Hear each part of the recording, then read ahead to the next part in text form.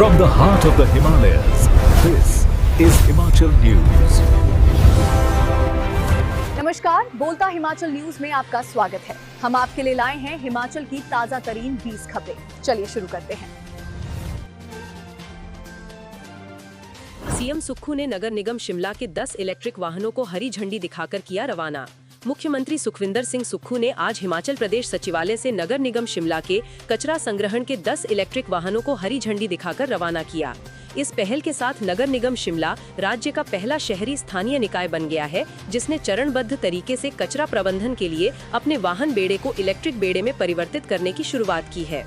इन वाहनों के सुचारू संचालन को सुनिश्चित करने के लिए नगर निगम शिमला द्वारा 10 से 14 नवंबर 2025 तक परीक्षण किए गए थे, जिनमें इन वाहनों ने शहर के भौगोलिक और जलवायु परिस्थितियों में सफल प्रदर्शन किया।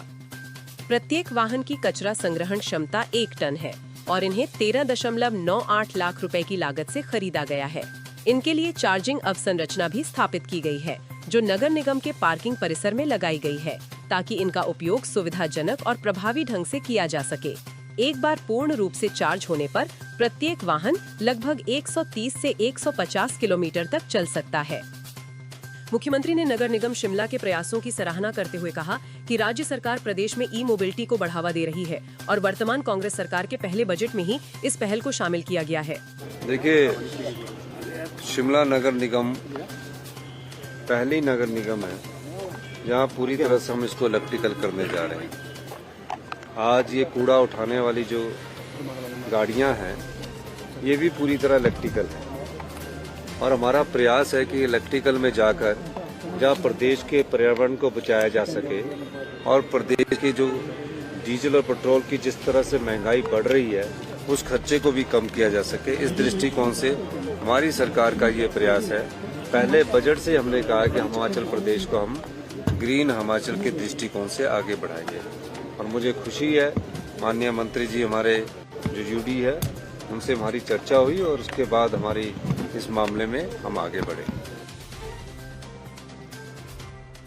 हाईकोर्ट ने सुनाया फैसला, पूर्व सैनिक को 2009 से सब इंस्पेक्टर बनाने के आदेश। हिमाचल प्रदेश हाईकोर्ट ने पूर्व सैनिक भर्ती से जुड़े एक महत्वपूर्ण मामले में ऐतिहासिक फैसला सुनाया है। अदालत ने धार टटो निवासी एवं वर्तमान में बरमाणा थाना के अंतर्गत ट्रैफिक पुलिस में हेड कांस्टेबल के पद पर सेवाएं दे रहे पूर्व सैनिक नंदलाल ठाकुर के पक्ष में निर्णय देते हुए उन्हें वर्ष 2009 से सब इंस्पेक्टर पद पर नियुक्ति देने के आदेश जारी किए हैं। अदालत के इस फैसले का सीधा लाभ यह होगा कि यदि उन्हें 2009 से नियुक्ति का लाभ दिया जाता है तो वे डीएसपी के पद से सेवानिवृत्त होंगे। उनकी सेवानिवृत्ति आगामी जून में प्रस्तावित है। न्यायमूर्ति जियालाल भारद्वाज की एकल पीठ ने कहा कि चयन प्रक्रिया में सीनियरिटी को आधार बनाने का कोई प्रावधान नहीं था।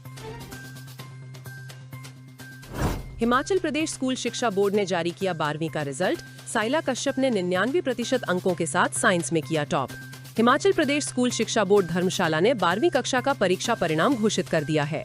बोर्ड ने तीनों स्ट्रीम आर्ट्स, कॉमर्स व साइंस का रिजल्ट एक साथ जारी किया है। शिक्षा बोर्ड के अध्यक्ष डॉक्टर राजेश शर्मा ने प्रेस कॉन्फ्रेंस कर रिजल्ट जारी करने की घोषणा की। इस बार 81,412 छात्रों ने 12वीं की परीक्षा दी थी। परीक्षा के लिए 2,384 सेंटर स्थापित किए गए थे, जिनमें सफलतापूर्वक परीक्षा का आयोजन हुआ। इस बार नकल के मामलों में भी काफी कमी आई है। पिछले साल के मुकाबले इस बार का रिजल्ट 5% अधिक रहा है।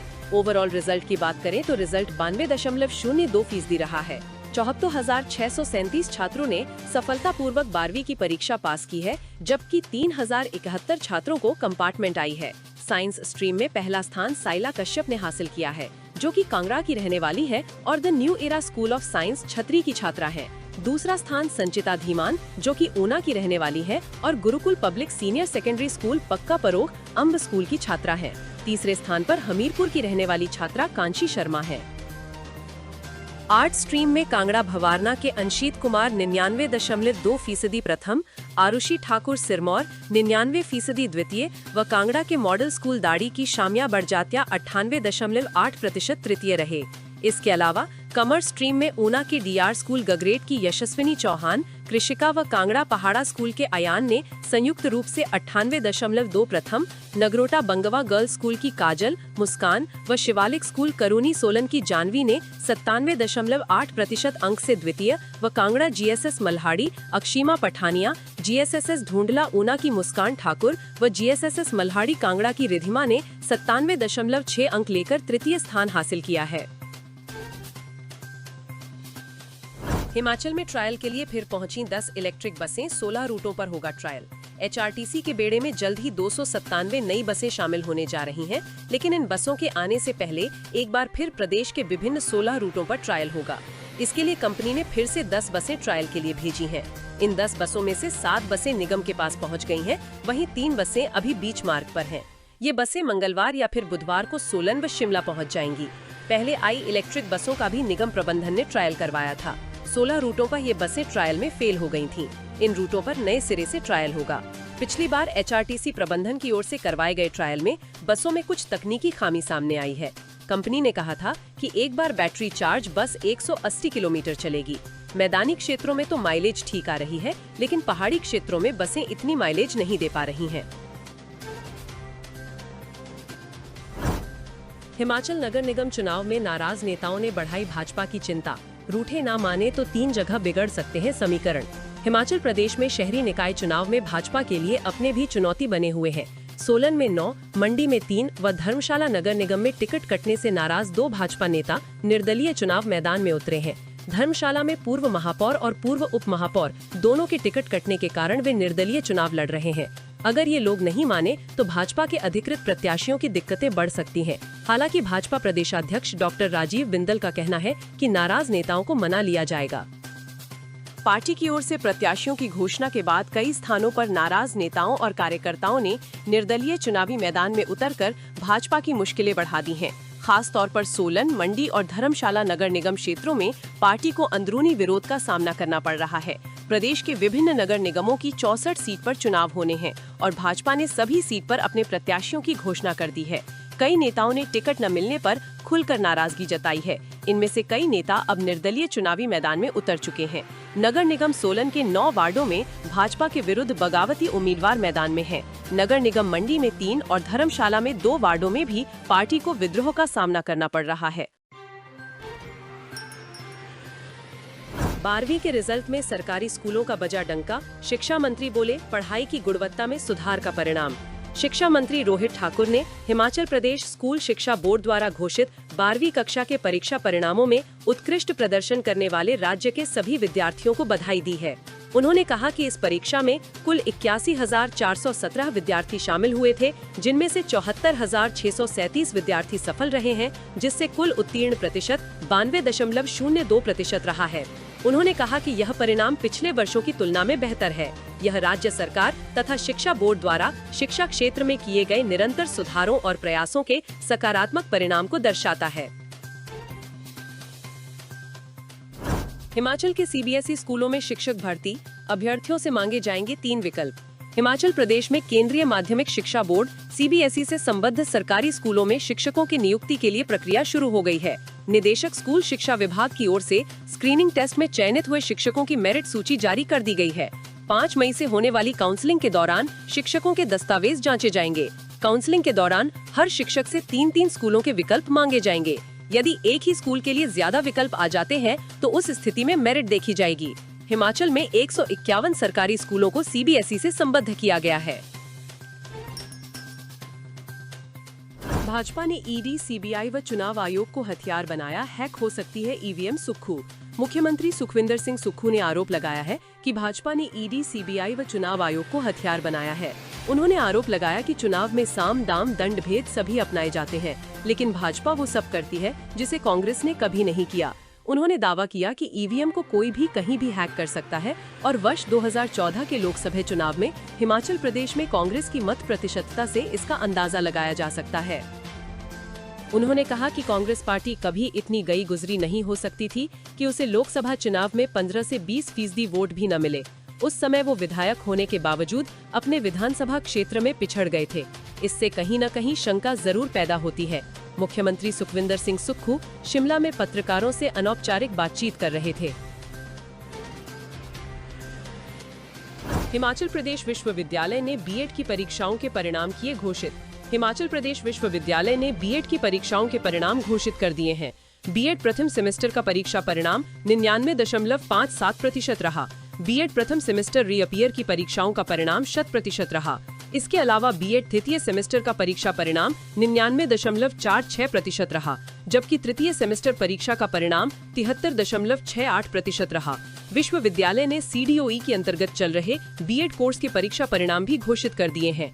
इसके तहत बीएड वार्षिक प्रणाली के अंतर्गत प्रथम सेमेस्टर का परीक्षा परिणाम 95.13% और रीअपियर का परीक्षा का परिणाम 100% रहा। जनगणना 2027 के लिए फील्ड प्रशिक्षकों का 3 दिवसीय प्रशिक्षण कार्यक्रम आरंभ, अधिकारियों को दिए निर्देश।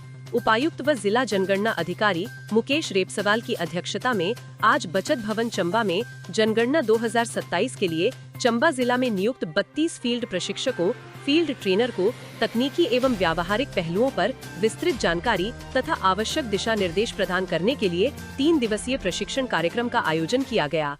4 मई से आरंभ यह 3 दिवसीय प्रशिक्षण कार्यक्रम 6 मई तक जारी रहेगा। उपायुक्त ने बताया कि यह जनगणना पहली बार डिजिटल माध्यम से की जा रही है। जनगणना 2027 में पहली बार स्वगणना पद्धति प्रारंभ की जा रही है, जिसमें व्यक्ति HLO मोबाइल ऐप तथा वेब पोर्टल www.census.gov.in से के माध्यम से अपनी जानकारी 1 जून से 15 जून 2026 तक स्वयं प्रस्तुत कर सकेंगे तथा 16 जून से 15 जुलाई 2026 के मध्य मकान सूचीकरण एवं मकानों की गणना की जाएगी। हिमाचल में भीषण हादसा, संगड़ाह में सड़क से 200 फीट नीचे गिरी कार, मां बेटी सहित 4 की मौत, सीएम ने मांगी रिपोर्ट। हिमाचल प्रदेश के जिला सिरमौर में एक दर्दनाक कार हादसे में 4 लोगों की मौत हो गई। श्री रेणुकाजी विधानसभा क्षेत्र के संगड़ाह उपमंडल के पुलानी में सोमवार दोपहर एक कार करीब 200 फीट नीचे खाई में जा गिरी। हादसे में 4 लोगों के मौके पर ही मौत हो गई, जबकि चालक गंभीर हालत में नाहन अस्पताल रेफर किया गया है। चोटियों पर बर्फबारी, निचले क्षेत्रों में बारिश, अंधड़ से घर पर गिरा पेड़, छतें उड़ी। हिमाचल में बदले मौसम के बीच रोहतांग में बर्फबारी हुई। शिमला सहित प्रदेश के कई शहरों में बादल बरसे। सिरमौर में घर पर पेड़ और कार पर पत्थर गिरा। प्रदेश के निचले इलाकों में बारिश से पारे में गिरावट दर्ज हुई है। किसानों और बागवानों की चिंता बढ़ गई है। सोमवार को प्रदेश के अधिकांश इलाकों में हल्के बादल छाए रहने के साथ धूप खिली रही। ऊना में अधिकतम तापमान 31 डिग्री सेल्सियस रिकॉर्ड हुआ। प्रदेश में मंगलवार को भी बारिश, अंधड़ और ओलावृष्टि का येलो अलर्ट जारी हुआ है। 8 मई तक प्रदेश में मौसम खराब बना रहने का पूर्वानुमान है। सोमवार सुबह रोहतांग के साथ ऊंची चोटियों में बर्फबारी हुई। कुल्लू के निचले इलाकों में बारिश से ठंड बढ़ गई है। कोकसर और ग्राम्फू में सैर सपाटे के लिए पहुंचे सैलानियों ने फाहों के बीच आनंद उठाया। जिले में बारिश से किसानों और बागवानों की चिंता बढ़ गई है। जिला शिमला के चौपाल तहसील की केदी पंचायत में अंधड़ से 2 मकानों की छतें उड़ गईं और सेब के बगीचों को भारी नुकसान पहुंचा है।